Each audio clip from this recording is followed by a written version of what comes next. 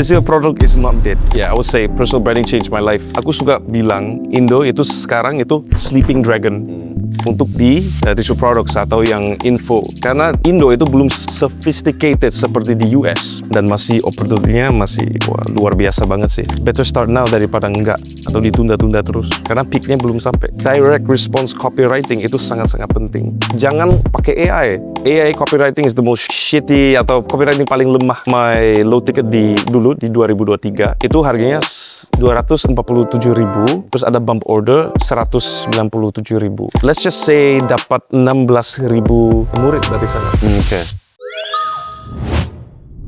Oke guys, so welcome ke episode di Balik Bisnis berikutnya ini nih, yang super special in my opinion. Itu kan akan menjadi sebuah template yang selalu diomongin semua orang. Ini episode spesial karena guys special, but hey man, it's honestly a special episode because I have my friend right here. Ini teman baik gua.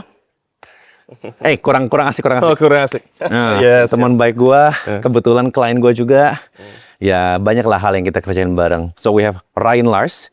Di episode kali ini kita akan ngulik tentang kehidupan dia, tentang bisnis dia, so on and so forth. So without further ado, Ryan, boleh diceritain dong, yang lu lakuin tuh apa sih, bisnis apa, terus cara ngembangin bisnisnya gimana, dan kita bakal ngobrol lebih lanjut dari sana. Jadi I run a marketing agency untuk brand-brand e-commerce di marketplace. So jadi ada brand yang butuh bantuan atau gimana to scale their business atau butuh di-optimize untuk naikin conversion atau gimana, atau aktivasi CPAS atau TikTok affiliate segala macam, ya kami bisa handle semua.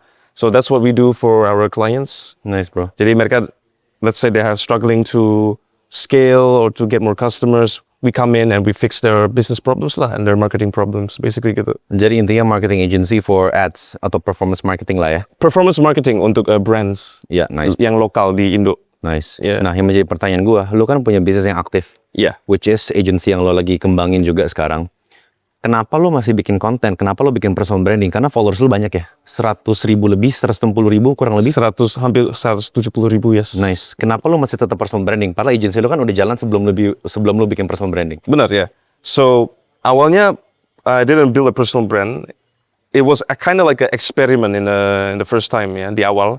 So, I was like, see what happens. I gave myself 3 months, 3 bulan untuk coba reach 100.000 followers. Dan ternyata ya berhasil. And itu totally changed my whole business. Aku pikir it's not gonna help, cuman buat like a ego thing. Ternyata it really increased more business. Aku dapat lebih banyak klien dari sana, more people bisa percaya juga sama my brand, you know, dan bisa ketemu lu yang superstar, you know, for example this guy. Karena kita kenalan lewat Instagram juga. Lewat Instagram juga ya, karena saling ini ya, we saw each other's content. Terus jadinya follow-followan, terus jadi teman juga. Sampai sekarang ya? Sampai sekarang bro, ya. Yeah, I would say personal branding changed my life quite a bit juga sih. Ya, untuk direction bisnisnya juga berubah total. I see. Nah, jadi kalau misalnya kita ngomongin soal podcast kita yang hari ini, kenapa gue bilang spesial guys? Ini karena dia ngomongnya campur Inggris, campur Indo ya. Jadi ini pasti nanti bakal ada netizen nih. Bang, gak ngerti Inggris bang. Bener. Bang. Tapi ya... Can you tell us a bit about your background? Karena mungkin orang juga agak sedikit bingung. Ini orang sebenarnya bule, orang Indo atau gimana? Ngomongnya Indo campur-campur. Jadi ini cerita personal yang mungkin belum terlalu sering dibahas ya. Bener. Di luar sana. Jadi maybe can you tell us a bit about your nationality lah, atau mungkin your upbringing? Mungkin nationality terlalu berat bahasanya. Lebih ke gimana sih lu kecil sampai sekarang growing up-nya? Okay, so aku lahirnya di Aussie. Tapi mama orang Indo. My mom's actually Chinese Indonesian. Jadi bapak itu orang Belanda. And kenapa makanya jadinya gini? Iya, jadinya gini, right? So memang pas aku grow up, when I grew up in my household, itu pakai bahasa Inggris full, nggak pakai bahasa Indo. Jadi jadinya campur-campur, bro. Ya, kan aku ngomong sama lu juga itu ya campur-campur juga. So maybe because I'm talking to you as well. Jadi mix it up a bit, you know. Ya, tapi kalau misalnya aku ketemu sama klien segala macam, itu full Indo no problem. Jadi lancar Indonya ya? Lancar sih. Cuma ada logat dikit. Logat gimana tuh? Logat bule-bule. Kayak bule-bule. anyways, ya. Mungkin ini akan menjadi sedikit lebih menarik karena biasanya kalau misalnya kita ngomongin di channel value creator, itu kan kita lebih ngomongin soal jasa, soal produk digital. Yes. digital products. Tapi yang menarik dari lo kan ngebantu ngehandle brand-brand di Shopee, which is marketplace. Yeah. Dimana jualannya tuh produk fisik. My question is, jadi sebenarnya produk fisik udah mati atau belum? So is physical product is dead or not? Physical product is not dead. Oke. Physical product itu masih juara banget sih. Like marketnya masih besar banget di Indo dan di beberapa kategori you still can go in. Masih banyak banget opportunity-nya kalau physical products ya. Yang di marketplace jualan e-com. Cuman you need to be smart aja dari fondasi bangun bisnisnya itu udah harus pinter banget atur marginnya, profit margin. Jangan asal-asal pilih produk terus langsung pikir it's gonna work. Memang startingnya itu dari foundation. That's why banyak sellers sekarang mereka kesusahan. Admin naik dikit, langsung mau bangkrut. Bingung ya? Bingung banget mereka. Karena ada admin, marketing fees, iklan, segala macam, bayar karyawan. Ya harusnya lu pinter dari awal. Jangan cuman komplain doang. Wih, dimarahin belum apa ngomongin orang ya. Nah tapi kalau misalnya tadi kita ngomongin produk fisik, ya kan? Sekarang kita ngomongin produk digital. Is digital product dead or no, bro? In your opinion? Kalau Indo, aku suka bilang Indo itu sekarang itu sleeping dragon, naga yang masih tidur untuk di digital products atau yang info. Karena Indo itu belum sophisticated seperti di US atau di Eropa. Jadi Indo itu masih sleeping dragon dan masih opportunity-nya masih luar biasa banget sih. Jadi nggak dead ya? No. Not at all ya? Not at all, bro. Nah, yang gue suka dari lu tuh ngejalin dua-duanya. Lu ngomongin tentang produk fisik, lu ngomongin tentang produk digital juga. So, di episode kali ini gue pengen ngambil mindset gimana sih cara kita mendapatkan ilmu-ilmu nih yang kita terapkan untuk nge-grow brand. Di mana mereka tuh produk fisik, tapi kita terapkan ke produk digital. Itu akan menjadi inti dari obrolan kita hari ini, Ryan. I see. Nah, jadi gimana sih kita mengembangkan bisnis yang sifatnya produk digital, tapi lu kan udah punya pengalaman nih di produk fisik udah lama banget. Ilmu-ilmu apa aja yang sama, yang ibaratnya kita bisa terapin, dan kita bisa nge-help grow our digital product business, tapi kita ambil ilmu itu dari produk fisik. Di dunia digital product, itu nggak pernah bahas direct response. Direct response marketing. Kalau di e-commerce, di luar negeri, itu direct response marketing atau direct response copywriting itu sangat-sangat kuat. Karena kalau misalnya direct response copywriting itu lemah banget, conversion rate bakal drop. Nah, kalau di Shopee itu nggak begitu apply karena kita nggak bisa nerapin direct response atau best practice untuk landing page di dalam halaman produk Shopee. Tapi kalau di digital product, di info produk di Indo, bahkan di seluruh dunia, kita bisa aplikasikan itu. Wait, nggak bisa karena bukan landing page atau gimana? Oh, kalau Shopee ya, karena dia bukan landing page, dia cuma product page. Dan memang udah di-build kayak gitu, ya kita harus ikutin template-nya. Tapi kalau kita pasang, let's say we build our own website, di Shopify, kita bisa implement all the best practice untuk direct response, untuk naikin conversion rate. Ya, nah di Indo itu belum pernah dibahas soal hal-hal kayak gini.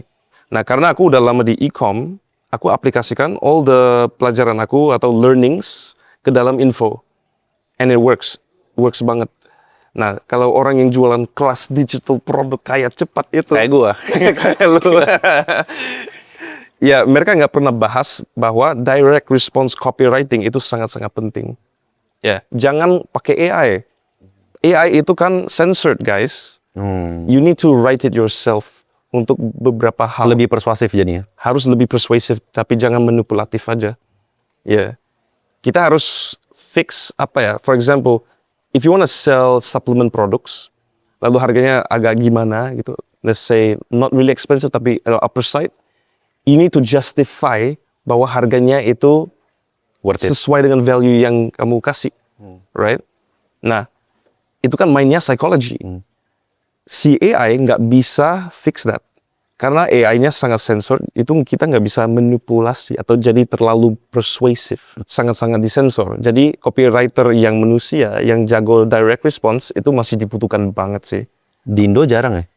Jarang sih. Mungkin dari tadi kita ngomongin soal direct response, itu menjadi kata kunci yang besar di episode ini. Direct response. Yeah. Bagi teman-teman yang belum terlalu familiar sama direct response copywriting, direct response marketing, mungkin lu boleh share nggak perbedaannya tuh atau definisinya tuh gimana supaya orang nangkap itu apa dan mereka bisa membedakan apakah mereka sudah melakukan teknik direct response atau belum? Oke, so ada namanya direct response copywriting dan ada normal copywriting dan ada AI copywriting. AI copywriting is the most shitty atau copywriting paling lemah yang pernah ada. Memang dia bisa bantu kasih structure and fundamentalnya bisa structure dalam landing page. Tapi isinya kita juga harus wajib sih, kita harus ubah sendiri. Now, direct response copywriting itu khusus untuk selling, jualan langsung, tapi dengan persuasion, justification, and then kita bisa deliver bahwa our product itu bervalue juga. Nah, si AI kan nggak begitu ngerti our product juga, right? The AI doesn't understand our product as well as we do, so that's why kita juga harus nulis sendiri copywritingnya. Jadi intinya direct response itu adalah sales copywriting ya? Basically, it's kind of like sales copywriting, tapi very super focused on like pushing for the sale, hard selling basically. Nangkap. Dan itu ilmu yang belum terfamiliar di Indonesia? Belum. Oke, nah dari tadi kita ngomongin soal sales, direct response, copywriting, ini itu gitu ya? Yeah. Boleh di-share dong sebenarnya yang lo udah lakuin ini nih dengan digital product tuh apa aja sih? Karena setahu gue lo kan juga ada digital product sendiri. Nggak cuma produk, ada banyak jasa juga, consultation, high ticket, dari low ticket sampai high ticket tuh ada gitu ya. Boleh diceritain dong pengalaman lo soal si digital product ini gitu. Karena biar teman-teman yang nonton punya konteks, lu ngomong nih, lu sebenarnya udah bikin produk digital atau belum sih mungkin? Nah, lu kan punya pengalaman juga di sana. Dari tadi kita ngomongin soal yang Shopee, soal yang agency. Boleh di-share dong pengalaman digital product lo sendiri gimana? Oh ya, my pengalaman I started in 2023 ya, 2023. And karena aku udah paham like basicsnya untuk direct response, marketing, ads untuk e-com, aku aplikasikan ke dalam my own info product di awal. Harganya kayak 200-an ribu.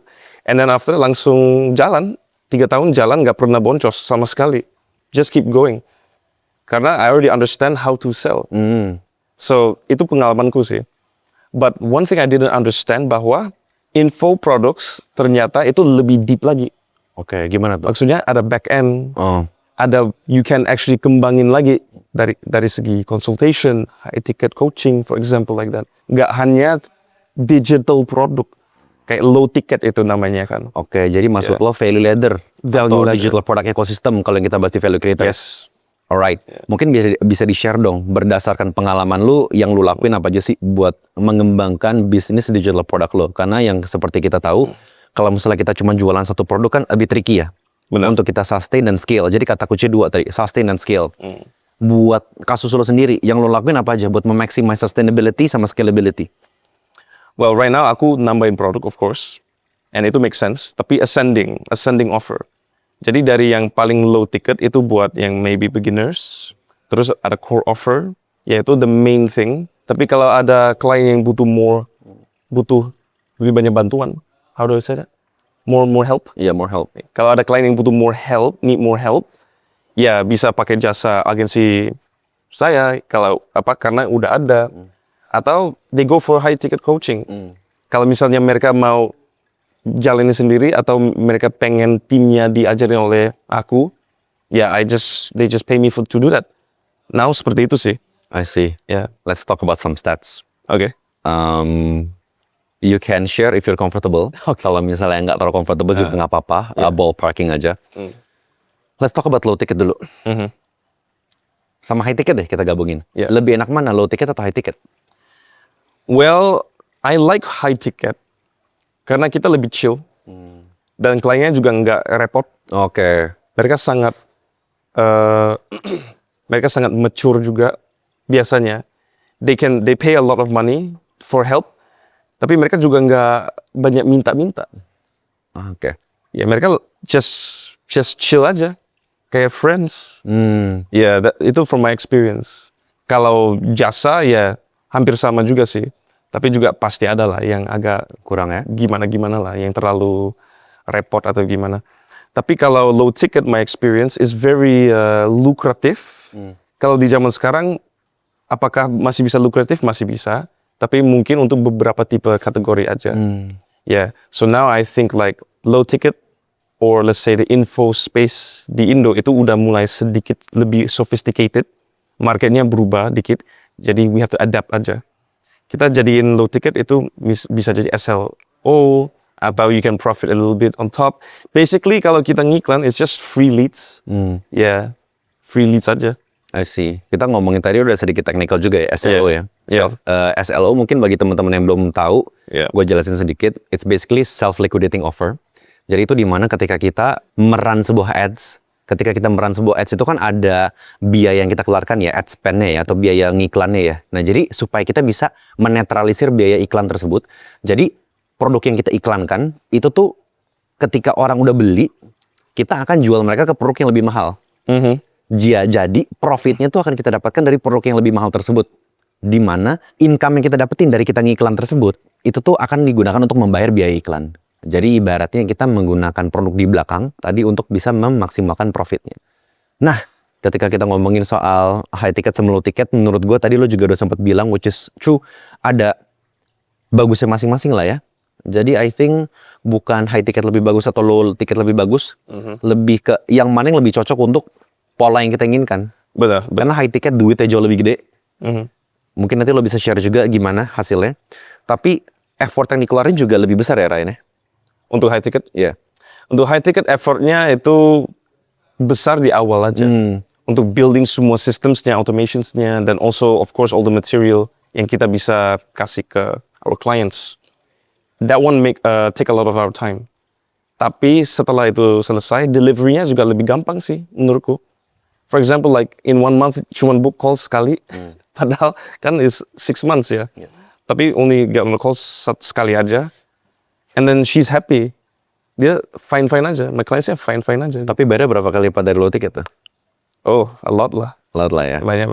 Mungkin boleh di-share dong in terms of your mungkin achievements dari My low achievements. ticket sama high ticket. Ada yang lu mau spill nggak kira-kira supaya teman-teman tahu dari hey bahwa possibility-nya segini loh, marketnya tuh segini loh. Oh, oke. So dari shit. Ini aku belum pernah share sih. Tapi my low ticket dulu di 2023 itu harganya berapa ya? 247.000.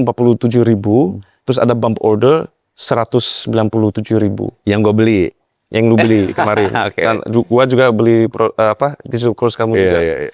Ya, jadi harganya segitu. And then let's just say dapat 16.000 murid dari sana. Oke. Ya, cuman dari satu produk aja. And then now, of course sekarang ada banyak produk yang lain. Tapi tetap same category and then helps different cases lah. Dan itu juga lumayan banget. Like even yesterday ROAS-nya berapa kemarin ROAS-nya? 7 ya? Hampir 7. Nice. Yeah. Itu produk baru? Produk baru, ya. Baru launch like 2 minggu yang lalu. Oke. But yeah, it's working. And then you're testing it too ya? Right? Iya. Nice. Bro, kalau misal high ticket gimana? High ticket ya 100 million. Tapi I don't really want to say my price bro on the thing. Okay, Let's just say 3 digit lah ya. Oke, 3 digit. Ya, kalau dari high ticket itu udah dapat 3 digit lebih. Yes. Nice. Ya. Padahal Karena kamu bro. Asik, bro. Gara-gara Rama, superstar. Nah, tapi kalau misal lu ngomong kayak gitu, yang lu pelajarin apa aja Ryan dari value creator yang bisa menghasilkan kayak gitu?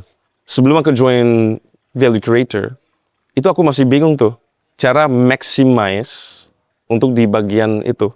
Karena di e-com kan nggak ada hal-hal seperti ini. Kan kita cuma retention aja. Kalau ada orang beli dan ya udah ada repeat order. Nah kalau info is different. Ada ascending ladder, right? Value ladder.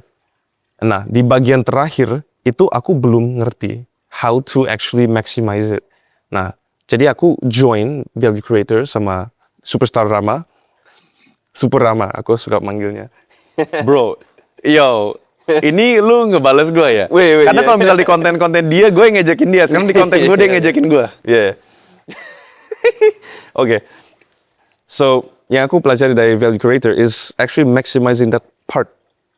Kita nggak hanya harus bergantung sama digital products di low ticket. Karena lu bakal stuck di situ doang. Lu bakal stuck di situ aja. How to maximize profit dari sana, itu Rama punya kuncinya. Menurutku ya, bukan selling bullshit, tapi memang it's true. Karena the first week I join, minggu pertama aku join sama value creator, itu aku langsung dapat apa yang aku harus lakuin, aku harus ngerjain apa, aku harus build apa. Minggu pertama langsung closing 3 digit. Itu benar-benar change the trajectory of my whole business. Dan visinya ke depan itu seperti apa. Itu karena value creator. He's too kind. No bro, I'm being honest bro. Thank you bro. Yeah. Thank you bro. Selain ilmu yang lu dapetin apa Jaran nih? Yang menurut lu asik dari value creator? Apart from ilmu. Komunitas bro. Dan kalau misalnya komunitasnya kayak shit, aku nggak mungkin di sini sama kamu, sama kalian, sama yang lain Kita di lagi belakang. Yeah. Rame-rame di Bali, di villa. We're just here for a founders trip. Jadi kita sebut ini gimana ya? Value creator founders trip ya? Basically ini bukan not really like a value creator trip ya. It's more like karena kita jadi teman dari hasil value creatornya. Karena kita sama-sama punya satu visi dan kita sama-sama punya ambisi juga untuk kerja keras, to build a business yang benar-benar bisa sustain di masa depan. Dan kita juga share same values, makanya namanya value creator ya. Yeah, true. Yeah. Sebenarnya yang gila gini sih about this trip, mungkin sedikit melipir dari inti dari podcast ini. Tapi kita lagi di Bali, bertujuh sama teman-teman kita. Ke Bali ini ibaratnya kayak kita cuma kerja bareng teman ya, Ryan. Kerja bareng teman, tapi kebetulan semuanya anak-anak value creator. Benar. Kebetulannya kan begitu. Kebetulan aja. Nah, gitu. Jadi that's really fun. Salah satu hal yang gue bangga dari value creator sih ke komunitas yang kita bangun ya. That's very true. Karena we really qualify our clients. Kita nggak menerima siapapun. Maksudnya kita nggak menerima just anybody. Kita benar-benar memilih itu. Kalau lu punya duitnya buat bayar kita 3 digit langsung di depan juga kayak kalau lu nggak cocok, lu nggak sembari sama kita nggak bakal terima. True. Dan ya itulah hasilnya dari proses nggak mau kaya cepet ini, I would say, menghasilkan komunitas yang selaras visi dan misinya. Mungkin lo bisa share sedikit juga dong, Ryan. Mungkin nggak cuma soal orang-orang yang bareng kita di Bali saat ini, tapi community-nya in general. Karena lo udah ketemu sama banyak orang juga lainnya di gathering, kayak orang-orangnya gimana sih? Over here and the gathering ya. Di value creator. Aku rasa everybody itu asik. Everybody itu punya visi yang mirip banget, selaras lah. And then everybody itu punya ambisi. And everyone itu super kind, guys. Super kind. Dan itu yang aku respect banget dari Rama sih, dari lu bro. Karena lu bener-bener nge-filter banget. Orang yang punya 1 miliar pun mau masuk, lu nggak kasih bro. Bodoh amat. Happen quite sometimes ya. Yeah, fuck them, anjing. Like, Bro. kalau lu nggak punya satu value, nggak usah maksa masuk. Ya nggak sih? Karena itu ya percuma juga. Kita nggak akan klik. You know what I mean? Yeah. So, ini nggak hanya seperti program high ticket atau coaching atau gimana. Menurutku itu benar-benar real community yang aku nyari sih berapa tahun. Thank you bro. Yeah, bro. Appreciate it. Yeah, bro.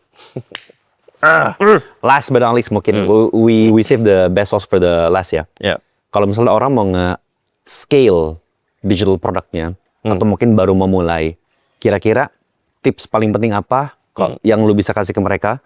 Kalau lo punya satu hal ini, bisnis digital produk lo nggak bakal suck, itu ibaratnya. Build good offers. Itu aja. Karena di e-com juga harus seperti itu. Bukan hanya produknya bagus, tapi harus ada offer yang sangat bagus banget. Irresistible namanya. Irresistible offer. Nah ini yang kita bisa apply ke info juga. Have a very good offer. Gimana cara build a good offer? Something yang susah ditolak sih. Mereka akan merasa bodoh banget kalau mereka nolak. Yeah, that's a good offer. You would know when you build it. Nice bro. Yeah, kalau mereka nggak beli atau take the offer, mereka akan merasa kayak, damn aku bego banget ya, nggak beli ini. Gitu. It's all psychology. Direct response bro. Iya. Mungkin satu lagi sebelum gue lupa. Your product, digital product. Lu lebih sering menggunakan organik atau personal branding lu untuk ngejualnya, atau lu lebih sering menggunakan ads untuk menjual produk-produk lu, atau keduanya? Gimana Ryan? Aku dua-duanya sih. Tapi aku udah nggak hard selling lagi di personal brand untuk menggunakan organic traffic ya. Karena I wanna let them nyari sendiri aja. Karena sekarang itu full ads. Full ads itu lebih enak karena I have control. Ros hampir 7. I have full control. Like, okay, ini nggak working, aku ganti ini. Okay, karena I have data. Karena I'm a data person. I make decisions based off data. And then, ads is also salah satu hal yang bisa mengubah hidupmu sih. If you really know how to run ads and build great offers. What's the trick right now for Meta Ads supaya kita bisa nge-scale atau ngejual, ibaratnya at least profit dah dari digital product supaya kita nggak boncos? Yang perlu kita perhatiin apa aja dari ads? Ad creative. ad creative itu yang pertama, kamu harus jual kliknya. That's the most important thing. Jangan mageran atau jangan malas lah. Atau pelit untuk bikin atau invest ke very good ads. Berarti produksi ya? Produksinya harusnya bagus ya? Harus bagus banget. Dari segi foto, dari video, dari segi hooknya, to get a high retention, right? Hook rate. And then click-through rate itu karena you sell the click very well. Right? Harus at least average di atas 1% kalau bisa. Nah conversionnya, pembeliannya itu terjadi di landing page. From there baru you have a response, irresistible offer. Dan harganya juga harus masuk akal ya. And very good ascending atau inilah. You know what I mean? Nangkep. Yeah. Kalau kita ngomongin tadi lo soal harga yang bagus untuk offer di depan ya. Kalau kita ngomongin mungkin low tiketnya, tripwire atau core offernya. Yeah. Harga berapa yang menurut lo bagus di Indo, Ray? I would say anywhere between di bawah 200.000 masih oke. Ya, itu karena jadinya bukan dengan harga anywhere between di bawah 200.000, jadinya itu impulsive buy. So people don't think too hard untuk invest di produknya. Jadi di cold market juga bisa? Bisa banget. Nice. Ya, anywhere between di atas 200 baru orang benar-benar mikir. Mikir ya? Ya. Ya bro, I mean like dari tadi Ryan nyeritain tentang value creator gimana gini itu, tapi sejujurnya gue juga belajar banyak dari dia guys, apalagi soal ads. Baik banget tips yang dia kasih ke gue pribadi, dan itu lucunya bro, kayak walaupun lu join value creator, lu ikut program ini, tapi kita sebagai member value creator, itu kita juga belajar dari satu sama lain sih. Itu yang gue respect dari Ryan dan dari teman-teman value creator lainnya, bahwa susah sih dapat orang komunitas yang nggak malu dan nggak sungkan untuk berbagi, karena it's your secret sauce bro. Ya, aku suka sharing. Like pasti all my misalnya my followers atau orang-orang yang benar-benar kenal aku in my members, right? Semua member aku, mereka tahu bahwa I like to share value sebanyak mungkin, karena aku suka menjadi orang yang bisa nolong orang lain. Karena dari situ aku dapat fulfillment. Aku rasa puas dari bantuin orang lain dan dengar ceritanya mereka jadi sukses karena aku udah bantu mereka ini itu atau kasih tips apa. And for a value creator, like what you were saying juga, like we learn from each other, you know. Like kita belajar banyak dari each other, and that's a great thing about the community as well. Nggak hanya the program, Materi ya. yeah, nggak hanya itu. Like bro, like I would stay like a long time, you know. Nice. Oke, maybe soal digital product, menurut lo when is gonna be the golden time for digital product?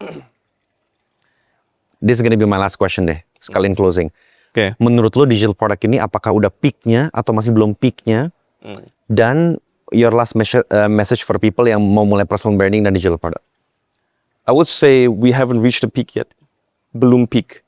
Tapi, you know this saying atau enggak? The best time to plant a tree was yesterday. Yeah. Better start now daripada enggak. Atau ditunda-tunda terus. Karena peaknya belum sampai. Ya. Kalau misalnya kita early adopter, kita jadi bakal dapat benefit yang lebih bagus juga ya. Karena experience. Pengalaman. The longer you play the game, the more you understand and how to adapt di masa depan. Alright man. This has been Rama and Ryan. So I'm very happy to have you around bro. We're in Bali, just chilling in a villa. Just chilling. This is our new villa. Kita baru pindah ke villa ini literally hari ini. Yeah. 2 jam kita kerja, terus kita shoot podcast kayak gini. Just chilling man, just living life. Malam ini kita bakal all you can eat. We're gonna have some fun. Have some beef. Yeah. And yeah man, just gonna live life. I think ini yang menjadi dream kita ya Ryan ya, bahwa kita bisa make internet money. Benar. Ethical internet money. Yeah. Or we can say Wi-Fi money. Wi-Fi money. Ngebantu orang dan ngebantu diri kita sendiri juga. Dan kita melakukan ini dengan orang-orang kita suka, di tempat yang kita suka, di waktu yang kita suka. Benar. So pleasure to have you around in this podcast, in this episode with me. And of course, in our community and in our program bro. Thank you. Yeah bro.